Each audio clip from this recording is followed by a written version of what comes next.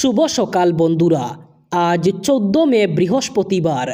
আজকের সকালের বরাক তথা সমগ্র আসামের গুরুত্বপূর্ণ খবরগুলি হল: শপথ গ্রহণের মাত্র 24 ঘন্টার মধ্যেই হিমন্ত বিশ্ব শর্মার 24টি বড় ঘোষণা। ইউসিসি থেকে সরকারি চাকরি, মন্ত্রী বিধায়ক থেকে সরকারি কর্মচারীদের নিয়ে 24টি বড় ঘোষণা করলেন হিমন্ত বিশ্ব শর্মা। রাজ্যের প্রথম বিধানসভা অধিবেশনেই আসছে ইউসিসি। প্রথম ক্যাবিনেট বৈঠকেই বড় সিদ্ধান্ত সরকারের। খুব শীঘ্রই অসমে বলবৎ করা হবে ইউসিসি। 4টি গুরুত্বপূর্ণ বিষয়ে কঠোর হবে সরকার। বিয়ের বয়সে থাকবে ন্যূনতম সীমা। ইউসিসি বলবৎ হলেই রাজ্যের কেউ করতে পারবেন না বহু বিবাহ। সম্পত্তির অধিকারের ক্ষেত্রে পুত্রের সমান অধিকার থাকবে কন্যারও। জনজাতি মানুষরা ইউসিসির আওতায় থাকবেন না। সেই সাথে বিভিন্ন ধর্মের পরম্পরাকেও ইউসিসির আওতার বাহিরে রাখা হবে। সকল ধর্মের ক্ষেত্রে বিবাহের পঞ্জীয়ন বাধ্যতামূলক করা হবে। নামাজ পড়ার ক্ষেত্রে ইউসিসি কোনো বাধা দেবে না। সেই সাথে 2 লাখ চাকরির নিযুক্তির জন্য গঠন করা হবে টাস্ক ফোর্স। মুখ্য সচিবের নেতৃত্বে এই টাস্ক ফোর্স 3 মাসের ভিতরে প্রতিবেদন দাখিল করবে। আগামী 21, 22, 25 এবং 26 মে অসম বিধানসভার অধিবেশন অনুষ্ঠিত হবে। ওই অধিবেশনেই চূড়ান্ত হবে এই নিয়মগুলি। আগামী 20 মে সারা দেশে ওষুধের দোকান বন্ধ রাখার ডাক দিয়েছে all India organisation of chemist and druggist সংগঠনের অভিযোগ। অনলাইন ফার্মাসিগুলির নিয়ন্ত্রণহীন কার্যকলাপ, অতিরিক্ত ছাড় এবং প্রেসক্রিপশন যাচাইয়ের দুর্বল ব্যবস্থার সুযোগ নিয়ে নকল এবং ভেজাল ওষুধের বাজার দ্রুত বিস্তার লাভ করছে। এর ফলে সাধারণ মানুষের স্বাস্থ্য মারাত্মক ঝুঁকির মুখে পড়েছে এবং ক্ষতিগ্রস্ত হচ্ছেন ছোট ও মাঝারি ওষুধ ব্যবসায়ীরাও। শ্রীভূমি জেলায়ও এদিন বন্ধ পালিত হবে বলে জানান সংগঠনের জেলা শাখার সহসভাপতি।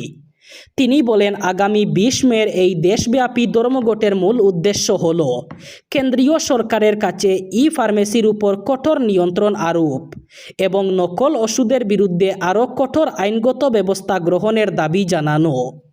আগামী 25 এবং 26 মে দেশ জুড়ে স্টেট ব্যাংক অফ ইন্ডিয়ার ধর্মঘটের ডাককে সামনে রেখে বুধবার দেশব্যাপী সমস্ত এসবিআই শাখায় পালিত হল শোক দিবস।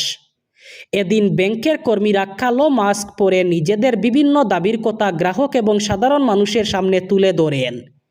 জানা গেছে, state bank of India staff ফেডারেশনের ডাকে গত 2 মে থেকে 16 দফা দাবিকে সামনে রেখে আন্দোলন শুরু হয়েছে।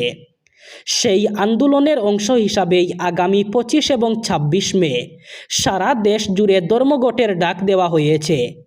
কর্মীদের অভিযোগ, দীর্ঘদিন ধরেই ব্যাংক কর্তৃপক্ষ স্বাস্থ্যকর্মী ও নিরাপত্তা সংক্রান্ত গুরুত্বপূর্ণ বিষয়গুলিতে উদাসীন মনোভাব দেখিয়ে আসছে এবং এক্ষেত্রে দ্বিপাক্ষিক চুক্তিও লঙ্ঘিত হয়েছে।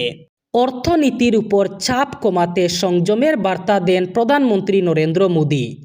আগামী 1 বছরের জন্য সোনা কেনা থেকে বিরত থাকতে দেশবাসীকে অনুরোধ করেছেন তিনি। এর মধ্যেই সোনা এবং রূপোয় আমদানি শুল্ক এক ধাক্কায় 2.5 গুণ বাড়ালো কেন্দ্র। এতদিন এই 2 মূল্যবান ধাতুর উপরে 6% হারে শুল্ক দিতে হতো। এবার তা বাড়িয়ে করা হলো 15%। বুধবার অর্থ মন্ত্রকের তরফে এই সংক্রান্ত বিজ্ঞপ্তি জারি করা হয়েছে। বিশেষজ্ঞদের মতে সরকার শুল্ক বাড়ানোয় ঘরোয়া বাজারেও সোনা এবং রূপোর দামে প্রভাব পড়বে। স্বাভাবিকভাবে আগামী দিনে বাড়তে চলেছে গয়নার দামও। সরকারের নতুন ঘোষণা অনুযায়ী এখন থেকে সোনা এবং রূপোয় 10% হারে মূল আমদানি শুল্ক লাগু হবে। এর সঙ্গে যুক্ত হবে 5% কৃষি পরিকাঠামো এবং উন্নয়ন সেস, অর্থাৎ মোট আমদানি শুল্কের হার দাঁড়ালো 15%।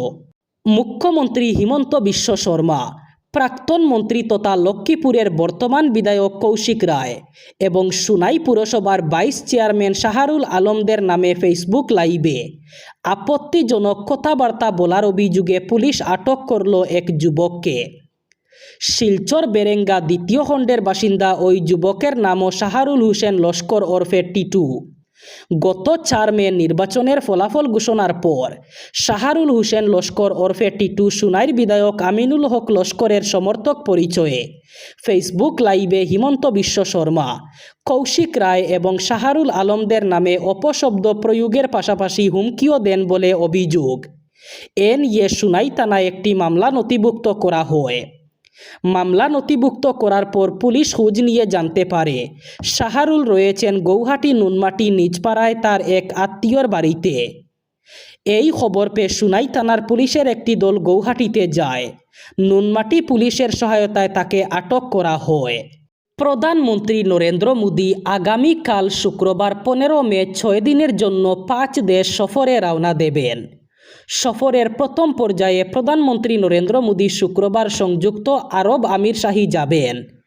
পশ্চিম এশিয়ায় সংঘাতের আবহে সেখানকার রাষ্ট্রপতি শেখ মোহাম্মদ বিন জায়েদ আল নাহিয়ানের সঙ্গে সাক্ষাৎ করবেন।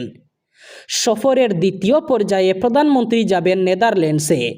সেখানে তিনি রাজা উইলিয়াম আলেকজান্ডার এবং রানী ম্যাক্সিমার সঙ্গে সাক্ষাৎ করবেন। তৃতীয় সফর পর্যায়ে প্রধানমন্ত্রী নরেন্দ্র মোদী রবিবার সুইডেনের কোটেনবার্গে যাবেন। চতুর্থ পর্যায়ে প্রধানমন্ত্রী নরওয়ে এবং সফরের চূড়ান্ত পর্যায়ে ইতালিতে যাবেন বলে জানা গেছে। হিমন্ত বিশ্ব শর্মা সরকারের দ্বিতীয় কার্যকালের গতকাল ছিল প্রথম দিন। প্রথম দিনেই সকালে অসমের প্রথম মুখ্যমন্ত্রী গোপীনাথ বরদলৈকে স্মরণ করেন হিমন্ত বিশ্ব শর্মা। গোপীনাথ বরদলৈয়ের স্মৃতিসৌধে উপস্থিত হয়ে শ্রদ্ধাঞ্জলি নিবেদন করেন তিনি। প্রথম দিনেই মুখ্যমন্ত্রী হিমন্ত বিশ্ব শর্মা বড় ঘোষণা করেন। তিনি বলেন, এবার কাজই কথা বলবে, কথায় নয়, অর্থাৎ কথা কম কাজ বেশি হবে। গত 5 বছরে যে উন্নয়নমূলক কর্মকাণ্ডের দ্বারা শুরু হয়েছে সেই দ্বারাই অব্যাহত থাকবে বলে ইঙ্গিত দেন মুখ্যমন্ত্রী। নতুন সরকারের প্রথম মন্ত্রিসভার বৈঠক অনুষ্ঠিত হয়। বুধবার শিলচরের রামনগর আইএসবিটির সামনে এক মর্মান্তিক সড়ক দুর্ঘটনায় প্রাণ হারালেন এক ব্যক্তি। জানা গেছে একটি বড় গাড়ির নিচে পড়ে ঘটনাস্থলেই মৃত্যু হয় তার। দুর্ঘটনায় ব্যক্তির মাথা গুরুতরভাবে চাপা পড়ে যাওয়ায় এখনও পর্যন্ত মৃতদেহ শনাক্ত করা সম্ভব হয়নি। ঘটনার খবর পেয়ে দ্রুত ঘটনাস্থলে পৌঁছায় পুলিশ। পরে মৃতদেহ উদ্ধার করে ময়নাতদন্তের জন্য শিলচর মেডিকেল কলেজ ও হাসপাতালে পাঠানো হয়।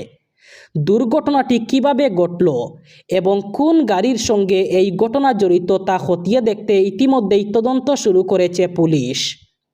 এই মর্মান্তিক ঘটনার জেরে এলাকায় চাঞ্চল্যের সৃষ্টি হয়েছে। স্থানীয় বাসিন্দারা দ্রুত দোষীদের শনাক্ত করে উপযুক্ত ব্যবস্থা নেওয়ার দাবি জানিয়েছেন। মণিপুরের কাংপোকপি জেলায় সন্দেহভাজন জঙ্গিদের হামলায় থাডৌ ব্যাপ্টিস্ট অ্যাসোসিয়েশনের সদস্যদের বহনকারী 2টি গাড়িতে অতর্কিত গুলি চালানোর ঘটনায় 3 জন গির্জার প্রবীণ নেতা নিহত এবং আরও কয়েকজন আহত হয়েছেন। এই ঘটনাকে কেন্দ্র করে ব্যাপক উত্তেজনা ছড়িয়ে পড়েছে এবং রাজ্যের অন্যতম গুরুত্বপূর্ণ জীবনরেখা জাতীয় সড়ক 2-এ অনির্দিষ্টকালের জন্য বন্ধের ডাক দেওয়া হয়েছে। নিহতদের পরিচয় জানা গেছে। প্রাক্তন মণিপুর ব্যাপটিস্ট কনভেনশনের সাধারণ সম্পাদক রেভারেন্ড ডি সিলটো এবং রেভারেন্ড ডি কাইগৌলুন ও পাস্টার পয়গৌলেন। সূত্রের খবর, নিহতরা চুরাচাঁদপুর জেলার লামকায় অনুষ্ঠিত টিবিএ সম্মেলনে যোগ দিয়ে কাংপোকপিতে ফিরছিলেন। সেই সময় কোটজিম ও কোটলেন এলাকার মাঝামাঝি স্থানে অজ্ঞাত পরিচয় সশস্ত্র দুষ্কৃতীরা তাদের গাড়ি বহরে অতর্কিত হামলা চালায়। এই হামলায় আরও অন্তত 5 জন আহত হয়েছেন এবং তাদের বর্তমানে চিকিৎসা চলছে। এবার বরাক উপত্যকার 3 জেলার আজকের আবহাওয়ার খবর। আজ 14 মে বৃহস্পতিবার বরাক উপত্যকার 3 জেলায় বৃষ্টিপাতের সম্ভাবনা। আজ শিলচর কাছাড়ে সর্বোচ্চ তাপমাত্রা থাকবে 28 ডিগ্রি সেলসিয়াস এবং সর্বনিম্ন তাপমাত্রা থাকবে 23 ডিগ্রি সেলসিয়াস। শ্রীভূমি করিমগঞ্জে আজ সর্বোচ্চ তাপমাত্রা থাকবে 28 ডিগ্রি সেলসিয়াস এবং সর্বনিম্ন তাপমাত্রা থাকবে 23 ডিগ্রি সেলসিয়াস। একইভাবে হাইলাকান্দি জেলায়ও আজ সর্বোচ্চ তাপমাত্রা থাকবে 28 ডিগ্রি সেলসিয়াস এবং সর্বনিম্ন তাপমাত্রা থাকবে 23 ডিগ্রি সেলসিয়াস। এই ছিল আজকের সকালের গুরুত্বপূর্ণ খবরগুলি। ভিডিওটি অবশ্যই লাইক করবেন এবং চ্যানেলটি সাবস্ক্রাইব করবেন।